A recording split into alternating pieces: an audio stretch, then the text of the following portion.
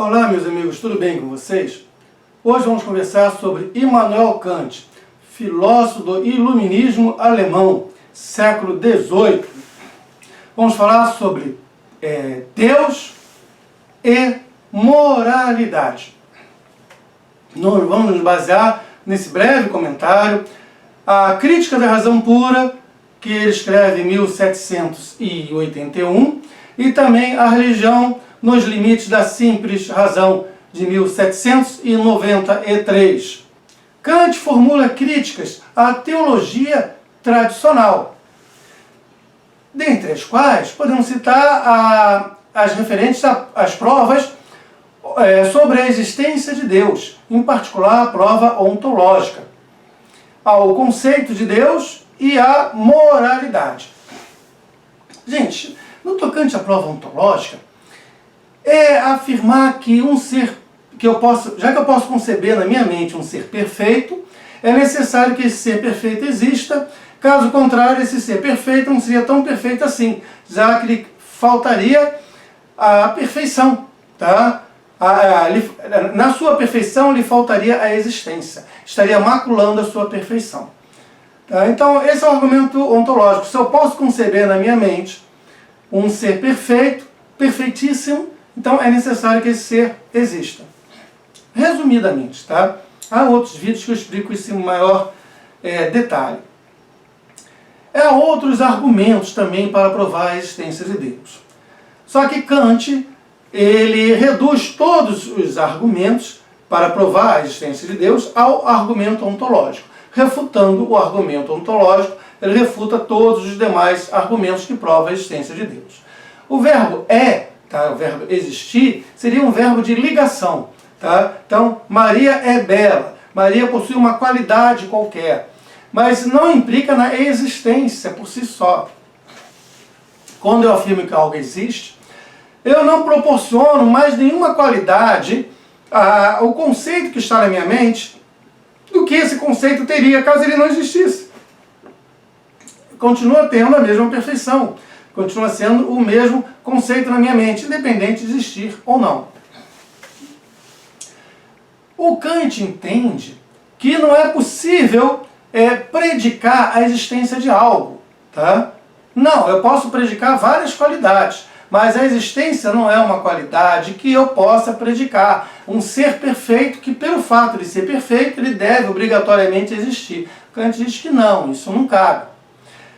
A ideia de perfeição, presente no conceito de Deus, em nada mesmo, tá? Amplia com o acréscimo do predicado existir. Deus existe. Não, ele continua sendo perfeito aqui na minha mente, independente dele existir ou dele não existir. A ideia de Deus em nada se modifica. Deus não pode ser provado. Ele não é passível de uma experiência. Não tem como colocar Deus aqui num tubo de ensaio. Não tem, isso é risível. Não tem. Nem Deus, nem a imortalidade da alma, nem a liberdade humana. Deus, ele é assim, um postulado da razão prática. Por meio da razão prática, eu postulo a existência de Deus. Olha, Deus existe. Mas eu não provo que Deus existe. Ele é fruto de uma fé racional na existência de Deus. É fé, tá? Mas é uma fé racional. Não é algo provado. A razão prática entende a existência de Deus como uma condição necessária para termos a possibilidade de alcançar o bem supremo, que é a virtude somada com a felicidade. Então, a minha razão prática entende que Deus deve sim existir. Então eu postulo que Deus existe. Por meio de uma fé racional, eu entendo que Deus existe, mas eu não provo. Aqui é um espaço para a fé, eu não provo que Deus existe. O bem supremo, tá, é a harmonia entre, por um lado, o dever moral e, por outro, a minha felicidade. A felicidade individual, a felicidade de cada um, a felicidade das nações. Então, é a harmonia entre o dever moral e a felicidade. Isso sim é o bem supremo. A moralidade fundamenta a crença em Deus. Veja bem o que o Kant coloca. É a moral, é o dever ser moral que há de fundamentar a crença em Deus. Não é o contrário, não. Não é porque eu acredito em Deus que eu vou ter um comportamento moral. Segundo Kant, isso não seria nem um pouco moral. Não. Não é porque Deus existe que eu vou me comportar de uma forma moral. Não. É justamente porque eu me comporto de uma forma moral, eticamente, tá, que eu entendo que Deus existe. Ele vai fundamentar o meu comportamento e não o contrário. Entendeu bem? É um postulado da razão prática.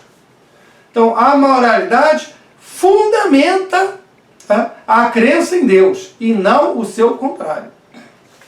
Deus é algo postulado por esta razão prática, como sendo a condição necessária para a realização da lei moral. A moralidade exige a crença em um dado legislador supremo, que possa garantir a harmonia definitiva entre o dever e a felicidade. Ora, o Kant, com este posicionamento em relação a Deus, e também em relação à imortalidade da alma, que vai ser o outro postulado da razão prática, a liberdade, que também é um postulado da razão prática, ele se aproxima muito do teísmo ético. Bem, gente, essa é a visão que o Kant possui de Deus e da moral, tá, nestas duas obras, em linhas gerais, não? A Crítica da Razão Pura e a Religião nos Limites da Simples Razão.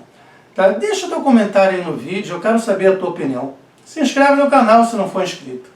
Ó, obrigado pela presença até aqui, valeu mesmo. Até mais.